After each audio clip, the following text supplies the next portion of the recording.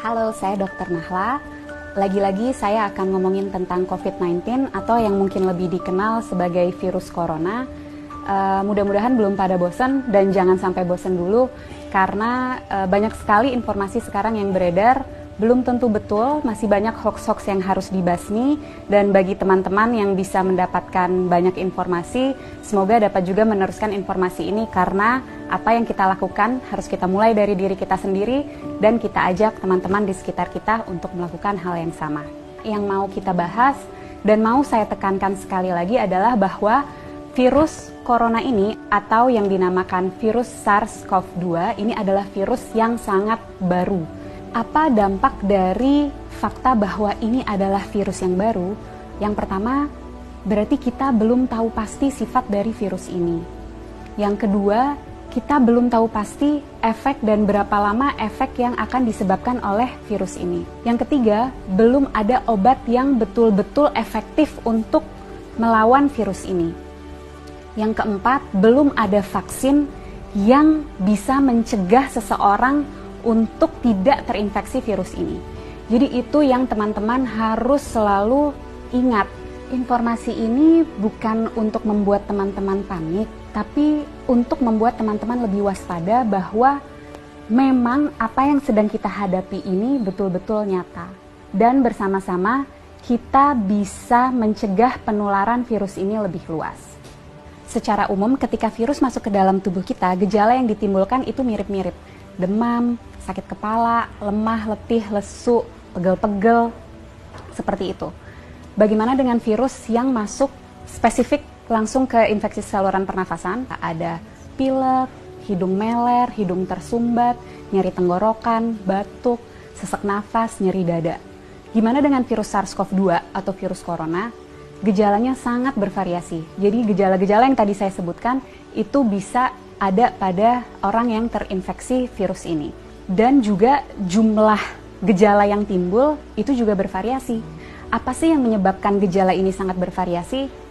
Daya tahan tubuh masing-masing orang. Jadi kalau kita nih yang sebagai anak muda, sehat, nggak ada penyakit, daya tahan tubuhnya baik, kemungkinan gejala yang kita alami ketika kita terinfeksi virus ini sangat ringan atau bahkan sama sekali tidak ada gejalanya. Sekali lagi saya tekankan, orang dengan daya tahan tubuh yang baik itu bisa tidak ada gejalanya walaupun virusnya sudah ada di dalam tubuh kita.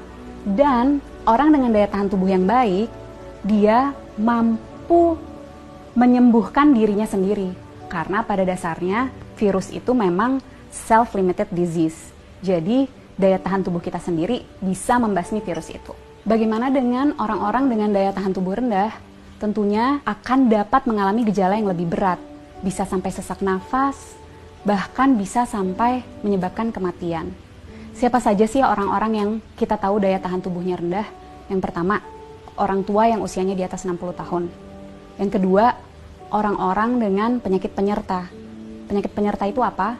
Jadi penyakit yang biasanya lagi-lagi ada di orang tua, seperti kencing manis, darah tinggi, sakit jantung, sakit ginjal, sakit paru, sakit liver, kanker, dan lain-lain.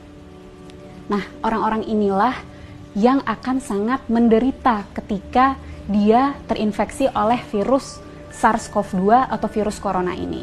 Untuk kita yang daya tahan tubuhnya baik, ketika kita terinfeksi virus ini, kita bisa hanya dengan meningkatkan daya tahan tubuh kita, terus kita bisa melawan virus ini. Tapi bagaimana dengan orang-orang dengan daya tahan tubuh rendah? Itu yang harus kita pikirkan. Itu yang harus kita cegah supaya mereka tidak tertular virus ini. Jadi, apa yang bisa kita lakukan untuk membantu mereka-mereka yang daya tahan tubuhnya rendah? Dengan cara jaga jarak, hindari keramaian, dan di rumah aja. Kenapa? Karena virus ini yang paling kita takutkan dan sudah kita tahu dari virus ini adalah penyebarannya yang sangat amat cepat dan lebih mudah dan lebih cepat di tempat-tempat keramaian. Tapi lagi-lagi jangan panik. Bukan berarti kalau teman-teman yang masih muda dan sehat ini merasa, oh saya ada gejala-gejala COVID-19 nih, ada demam-demam yang sumeng-sumeng, demam rendah, nyeri tenggorokan, sedikit pilek, sedikit batuk, terus harus langsung ke rumah sakit. Bukan itu maksud saya. Bukan berarti Kalau teman-teman ada gejala itu, harus segera ke rumah sakit. Apa yang harus kita lakukan? Ketika mengalami gejala itu, lagi-lagi di rumah aja, tingkatin daya tahan tubuh dari rumah. Dengan cara apa? Istirahat yang cukup, tidur malam yang cukup, 7-9 jam, makan makanan bergizi, minum air yang banyak, kalau bisa lakukan olahraga atau aktivitas ringan di rumah. Kenapa untuk kita yang muda dan sehat ketika mengalami gejala-gejala penyakit COVID-19 lebih baik di rumah aja dan nggak perlu ke rumah sakit? Karena kita mau memastikan bahwa rumah sakit itu tetap tersedia untuk mereka yang betul-betul membutuhkan. Orang tua, orang dengan daya tahan tubuh yang rendah, dan orang-orang muda yang mengalami gejala berat seperti sesak nafas. Mereka itulah yang harus segera ke rumah sakit. Jadi kita pastikan rumah sakit memang untuk mereka yang membutuhkan. Kalau kita bisa di rumah aja. Bagaimana dengan kita yang tidak ada gejala? Sebaiknya tetap jaga jarak, hindari keramaian, dan di rumah aja. Kenapa? Karena seperti yang tadi sudah sempat saya jelaskan, orang dengan daya tahan tubuh baik bisa jadi tidak menimbulkan gejala apapun.